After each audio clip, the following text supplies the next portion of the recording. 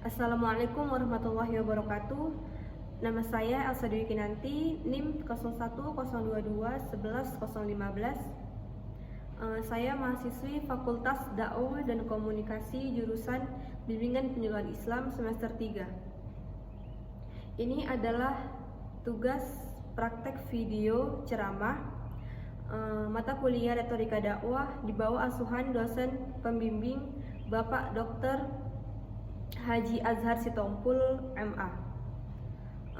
Yang mana judul ceramah saya adalah nasionalisme dalam konsep Islam. Alhamdulillahilladzi arsala rasulahu bil huda wa dinil haqq liyudhhirahu 'ala ad-dini kulli walau karihal musyrikun. Asyhadu an la ilaha illallah wahdahu la syarikalah wa asyhadu anna Muhammadan abduhu wa rasuluh alladzi la nabiyya ba'da amma ba'du. Puji dan syukur kehadirat Allah Subhanahu wa taala yang telah memberikan rahmat, karunia, taufik, hidayah dan hinayahnya sehingga kita dapat berkumpul di tempat ini. Dan tak lupa selawat berangkaikan salam kita hadiahkan kepada junjungan Nabi besar Muhammad SAW yang telah membawa kita dari zaman jahiliyah menuju zaman Islamiyah dan dari zaman kebiadaban menuju zaman keberadaan. Di sini saya akan sedikit menjelaskan mengenai retorika dakwah. Retorika adalah teknik pemakaian bahasa sebagai seni yang didasarkan pada pengetahuan yang tersusun baik. Sedangkan dakwah ini merupakan seruan untuk beriman kepada Allah dan pada ajaran yang dibawa para rasul untuk membenarkan berita yang mereka sampaikan dan menaati perintahnya. Hubungan antara retorika dengan dakwah ini sangat erat untuk mempengaruhi orang lain. Jadi retorika dakwah ini merupakan ajaran agama Islam. Hadirin wal hadirat rahimakumullah. Dalam Kamus Besar Kamus Bahasa Indonesia, nasionalisme adalah paham atau pelajaran untuk mencintai negara yang kita cintai ini. Oleh sebab itu, sebagai warga negara yang kita cintai ini, kita harus bisa menjaga dan melestarikannya dengan sebaik-baiknya, meskipun nyawa sebagai taruhannya. Itulah yang dicontohkan oleh para pejuang zaman dahulu. Hubbul watani minal iman. Cinta tanah air adalah sebagian dari iman. Hadis ini adalah hadis maudhu sebagaimana disebutkan dalam kitab Tahqiq Syekh Muhammad Lutfi. Banyak orang yang memakai hadis maudhu ini untuk sebagai pedoman untuk memompa rasa patriotisme dan juga nasionalisme bangsa Indonesia, dengan keyakinan bahwa hadis ini memang datang langsung dari Rasulullah SAW. Umat Islam banyak membela mati-matian negerinya, mereka rela mati demi mempertahankan negaranya. Prinsip hidup seorang pahlawan adalah mereka lebih baik mati berkalang tanah daripada hidup berputing mata. Hadirin wal hadirat rahimakumullah.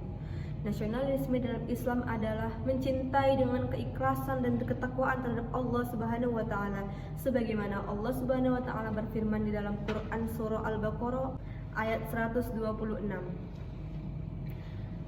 Bismillahirrahmanirrahim. Wa idh qala Ibrahim rabbi ij'al hadha baladan aminan warzuq ahlahu minat thamarati man amana minhum billahi wal yawmil akhir. Qala wa man kafara fa umatti'uhu qalilan thumma adtarruhu ila 'adzabin nar wa bi'sal masir.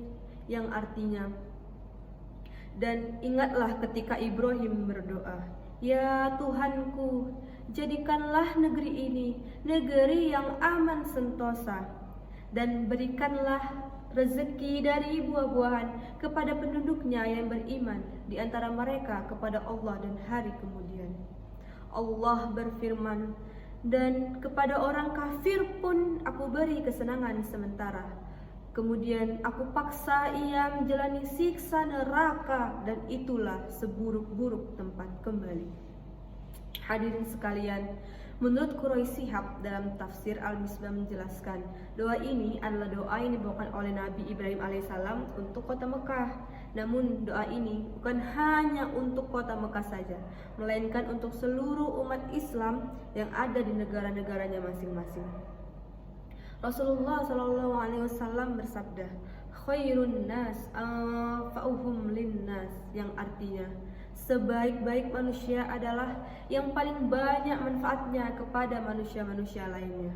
Oleh sebab itu, marilah kita menjadi manusia yang lebih baik lagi di tengah-tengah manusia lainnya dengan nilai-nilai keimanan dan ketakwaan terhadap Allah Subhanahu wa taala. Allah Subhanahu wa taala berfirman dalam Quran surah Al-Imran ayat 103. Bismillahirrahmanirrahim. Wa'tasimu bihablillahi jami'an wa la tafarraqu.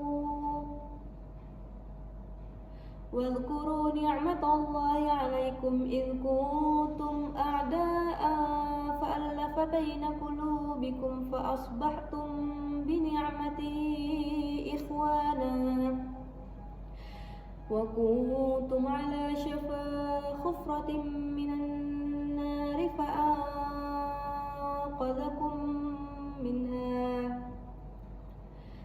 كذلك يبين الله لكم آياته لعلكم تهتدون, yang artinya, dan berpegang teguhlah kamu semua kepada tali agama Allah, dan janganlah kamu bercerai-berai.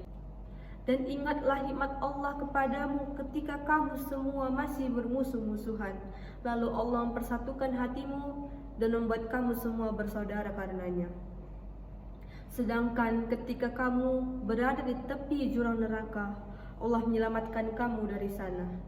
Demikianlah Allah menerangkan ayat-ayatnya kepadamu agar kamu mendapat petunjuk.